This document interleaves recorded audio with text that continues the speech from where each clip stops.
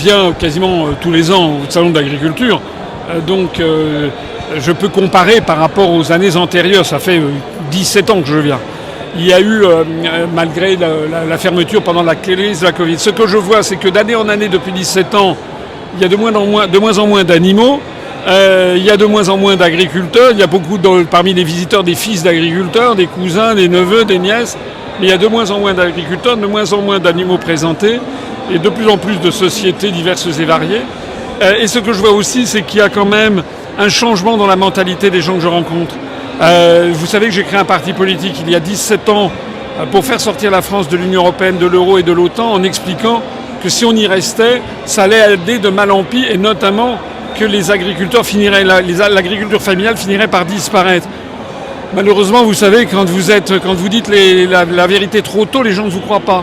Or, ce qui est nouveau, c'est que maintenant, la crise de la Covid, plus la crise qui se passe en Ukraine, plus de plus en plus de Français qui voient que nos libertés publiques sont de plus en plus menacées, plus l'accélération de l'appauvrissement des Français, plus la disparition de nombreuses structures familiales agricoles font que désormais les idées que je défends depuis 17 ans ont vraiment le vent en poupe. Et il y a énormément de gens qui trouvent que c'est bien, en fait, l'idée de sortir de l'Union européenne. En tout cas, qu'il faudrait y réfléchir.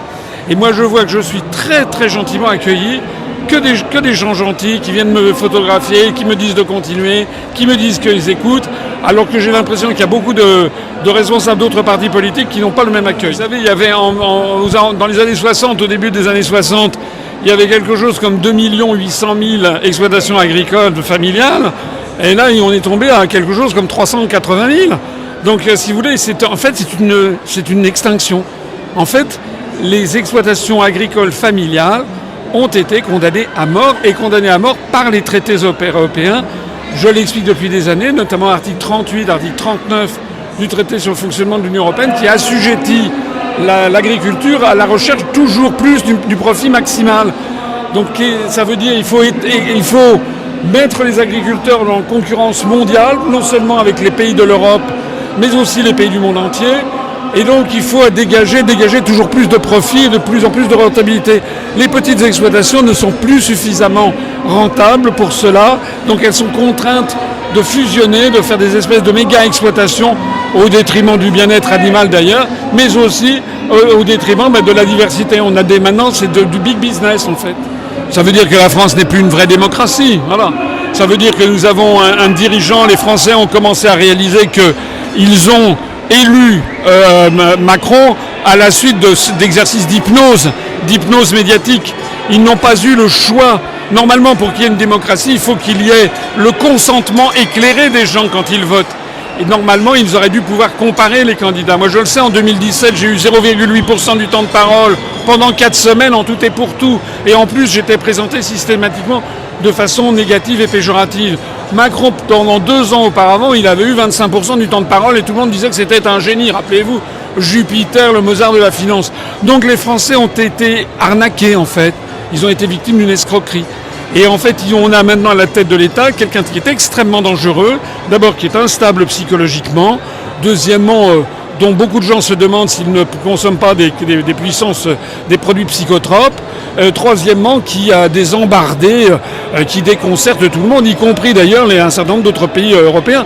Les sorties qu'il a faites sur l'Ukraine et sur le fait d'envoyer des soldats, enfin, c'est insensé, il n'a pas le droit de faire ça. On a quand même une constitution en France. Alors le fait qu'il vienne au salon de l'agriculture a été perçu par beaucoup d'agriculteurs comme une provocation. Qu'est-ce qu'il a fait depuis 7 ans pour les agriculteurs? Rien. D'abord parce qu'il ne peut plus rien faire puisque nous sommes tenus par les traités européens. Il faut bien comprendre que les Français n'ont plus un chef d'État. Ils n'ont plus Charles de Gaulle. Ils ont quelqu'un qui est devenu le gouverneur de la province France, d'un espace colonial colonisé par les États-Unis d'Amérique. Nous sommes devenus, sans que personne ne nous l'ait dit, nous sommes devenus une colonie. La France, elle subit, c'est une espèce de ruse de l'histoire, elle subit au XXIe siècle ce qu'elle a elle-même fait subir aux colonies au XVIIIe ou au XIXe siècle, notamment en Afrique ou en Amérique. Alors, il y a toujours des gens qui disent qu'il faut faire une alliance et ci et ça. Écoutez, moi j'ai créé un parti politique il y a 17 ans pour faire sortir la France de l'Union européenne, de l'euro et de l'OTAN. Ce parti a été toujours ouvert à tout le monde. On a d'ailleurs des Français venant de tous les horizons, de droite, du centre, de gauche. D'ailleurs, nous avons toujours été classés par le ministère de l'Intérieur comme en divers, au-dessus du clivage droite-gauche. Il y a des gens, notamment M. Philippot, mais pour parler de lui, mais il n'est pas le seul, qui 10 ans, 12 ans, 15 ans après se sont réveillés et au lieu, tout naturellement, de rallier l'UPR, ont créé leur propre parti politique pour plagier 90% de notre programme et pour se dire qu'ils allaient en fait prendre notre place. Ça ne s'est pas passé comme ça. Voilà. Et maintenant, comme ça ne marche pas, ils viennent essayer de nous dire il faudrait qu'on fasse alliance avec eux. Mais pourquoi est-ce qu'ils ne nous rejoignent pas ?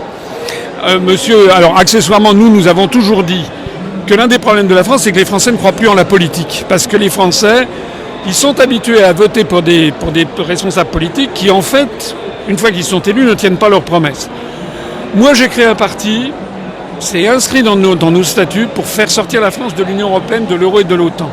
Donc, je ne vais pas faire alliance. Et quand je dis moi, c'est pas uniquement moi, c'est le bureau politique qui prend les décisions dans notre parti. Nous n'allons pas faire d'alliance avec des responsables d'autres partis politiques qui ne veulent pas sortir de l'Union européenne. Il y a des gens qui me disent vous devriez faire l'union des droites.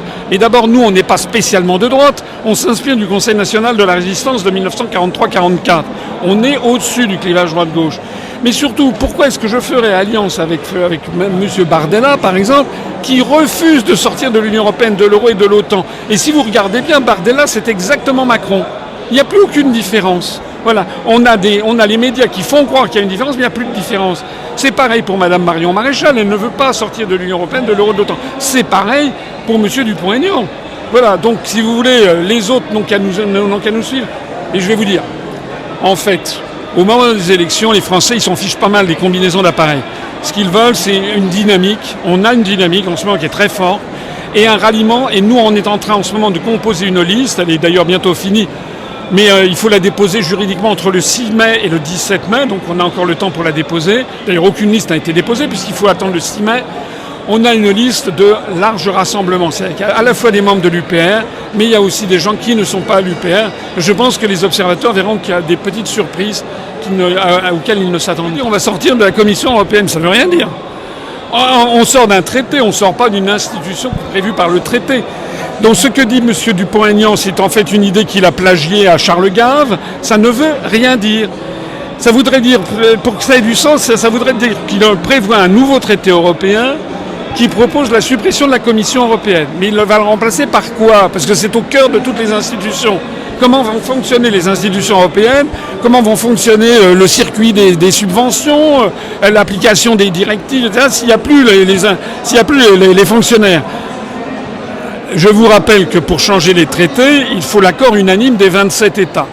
Il faut donc l'accord de 27 gouvernements pour signer, plus l'accord de 27 parlements pour ratifier. Il faut l'accord de 54 structures pour faire ça. Il est évident que si on proposait de sortir de la Commission européenne, il n'y a pas M. Dupont-Aignan, il n'y aurait personne, aucun État qui ne le suivrait. À commencer par la Belgique, qui refuserait bec et ongle de supprimer la Commission européenne, qui fait de Bruxelles une des grandes capitales du monde. J'en pense, c'est que M. Macron se moque du monde. C'est pas comme ça dans une démocratie. Dans une démocratie, vous avez un Parlement, avec des députés qui sont là pour représenter la nation. Donc les débats, ils ont lieu à l'Assemblée nationale. C'est pas des débats qui sont organisés comme ça par des nuits sans lune à la fin dans une arrière-cour avec 40 paysans ou agriculteurs. On ne sait pas comment ils ont été choisis et ils représentent qui ces personnes, ces 40 paysans. Et puis tout ça, c'est pour faire de l'enfumage. Si c'était la première fois, on peut comprendre que les gens tombent dans le panneau, mais je vous rappelle que M. Macron, il a fait le grand débat justement après l'affaire des Gilets jaunes, il a fait les cahiers de doléances qui ont tous été mis à la poubelle, et le grand débat n'a débouché sur rien, il a fait ensuite le Conseil national de la refondation, ça a débouché sur rien, il passe son temps à lancer des formules. Tout ça c'est pourquoi ? C'est pour gagner du temps, parce que c'est plus lui qui décide, il n'est que le petit employé de l'oligarchie euro-atlantiste qui lui dicte ce qu'il faut faire. Voilà, c'est un rôle minable en fait. C'est un rôle de menteur. Il essaie de faire croire qu'il a un pouvoir qu'il n'a plus.